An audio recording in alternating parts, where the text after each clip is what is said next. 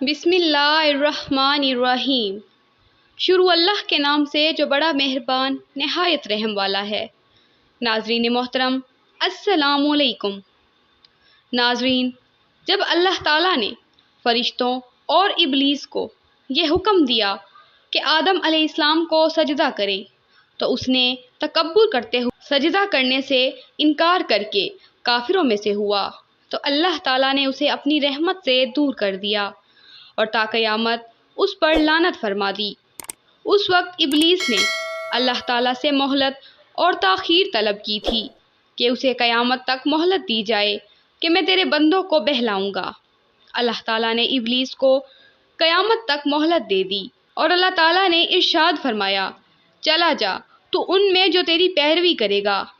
تو بے شک جہنم تم سب کی بھرپور سزا ہے، اور تو اپنی آواز کے ذریعے سے جس کو بھی پھسلا سکتا ہے اسے پھسلا دے، اور ان پر اپنے سواروں اور پیادوں کے ذریعے چڑھائی کر دے۔ چنانچہ ابلیس اپنی بھرپور کوشش کرتا ہے کہ بندوں کو راہ راست سے گمراہ کر دے اور ان میں سے اپنی نجاست اور غلاظت پھیلاتا ہے۔ حضرت جابر بن عبداللہ رضی اللہ تعالیٰ عنہ سے روایت ہے کہ انہوں نے نبی کریم صلی اللہ علیہ وآلہ وسلم سے سنا۔ آپ صلی اللہ علیہ وآلہ وسلم فرماتے تھے کہ جب آدمی اپنے گھر میں جاتا ہے اور گھر میں داخل ہوتے وقت اور کھانا کھاتے وقت اللہ کا نام نہیں لیتا تو شیطان اپنے رفیقوں یعنی تابع داروں سے کہتا ہے کہ آج رات کا کھانا بھی مل گیا اور آج رات رہنے کا مکان بھی مل گیا۔ اور اگر وہ اللہ تعالیٰ کا نام لے لیتا ہے تو شیطان اپنے ساتھیوں سے کہتا ہے کہ نہ تمہارے یہاں رہنے کا ٹھکانہ ہے اور نہ کھانا ہے۔ اور اسی طرح سے حضرت عبداللہ بن مسعود رضی اللہ تعالیٰ عنہ کہتے ہیں کہ رسول صلی اللہ علیہ وآلہ وسلم سے ایک ایسے شخص کا ذکر کیا گیا جو صبح تک سوتا رہتا ہے، تو آپ صلی اللہ علیہ وآلہ وسلم نے ارشاد فرمایا کہ شیطان نے اس شخص کے کانوں کے اندر پیشاب کر دیا ہے۔ ناظرین محترم، جس طرح جنات کی اجسام ہماری نظروں سے اوجھل ہیں، اسی طرح سے ان کی حرکات بھی ہم محسوس نہیں کرتے۔ ان کا کھانا پینا بھی انسانوں سے مختلف ہے، اس طرح سے ان کے پیشاب کا بھی ہمیں احساس نہیں ہوتا، لیکن جس طرح سے ان کا وجود یقینی ہے، اسی طرح سے ان کی حرکات کا اثر بھی شک و شبہ سے بالاتر ہے، کیونکہ ہمیں اس کی خبر سچے نبی حضرت محمد صلی اللہ علیہ وآلہ وسلم نے دی ہے۔ نبی کریم صلی اللہ علیہ وآلہ وسلم کی سواری پر آپ کے پیچھے جو صحابی سوار تھے، ان کا بیان ہے کہ آپ کی اونٹنی ذرا پھسلی تو میں نے کہا، شیطان کا ستیہ ناز ہو۔ آپ صلی اللہ علیہ وآلہ وسلم نے فرمایا، یہ نہ کہو، اس سے شیطان پھولتا ہے اور خیال کرتا ہے کہ گویا اس نے اپنی قوت سے گرایا ہے۔ ہاں، بسم اللہ کہنے سے وہ مکھی کی طرح ذلیل و بیکار ہو جاتا ہے۔ اس طرح سے جب کوئی بندہ اپنی بیوی سے ہم بستری کرتا ہے اور وہ بسم اللہ نہیں پڑھتا تو شیطان بھی اس کی بیوی کے ساتھ جمع کر لیتا ہے۔ اللہ تعالیٰ کا فرمان ہے کہ تو ان کے اموال اور ان کی اولاد کے اندر شریک ہو جا۔ حضرت مجاہد رضی اللہ تعالیٰ عنہ سے اس کے متعلق منقول ہے کہ جب آدمی بسم اللہ پڑھے بغیر جمع کرتا ہے تو جن اس کی بیوی کے ساتھ لپٹ کر اس کے ساتھ جمع کرتا ہے۔ اسی لیے رسول اکرم صلی اللہ علیہ وآلہ وسلم نے ارشاد فرمایا، تم میں سے اگر کوئی بیوی کے پاس جانے سے پہلے یہ دعا پڑھے اور اللہ تعالیٰ انہیں اولاد دے دے تو شیطان کبھی بھی اسے نقصان نہیں دے سکے گا۔ ترجمہ: اللہ تعالیٰ کے نام سے، اے اللہ ہمیں شیطان سے بچا اور ہمیں جو اولاد عطا کرے اسے بھی شیطان سے بچا کر رکھ۔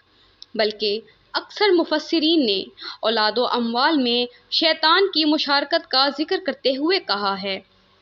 کہ کھانے پینے اور جمع کے وقت بسم اللہ نہ پڑھنا بھی مشارکت میں داخل ہے، اسی لیے کہ جب بسم اللہ نہ پڑھی جائے تو اس میں شیطان شرکت کرتا ہے، اور جب کوئی کھانے سے پہلے بسم اللہ نہ پڑھے تو شیطان اس کے ساتھ کھانے میں شریک ہو جاتا ہے۔ حضرت حذیفہ رضی اللہ تعالیٰ عنہ سے مروی ہے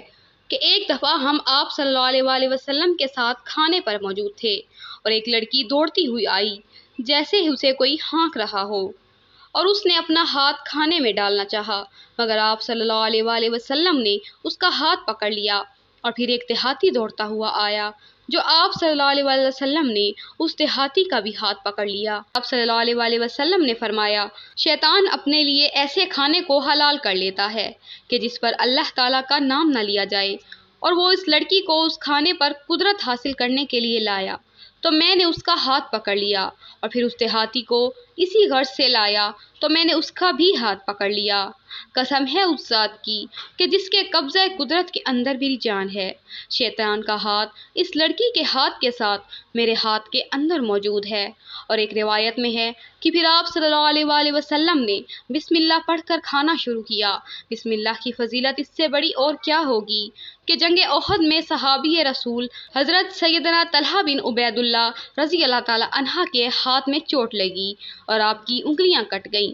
اور ایک لفظ آپ کے منہ سے نکلا تو پیارے آقا حضرت محمد صلی اللہ علیہ وسلم نے ارشاد فرمایا کہ اگر تم بسم اللہ کہتے تو اللہ کے فرشتے تمہیں اٹھا لیتے اور لوگ دیکھتے رہتے۔ اور ایک روایت میں ہے کہ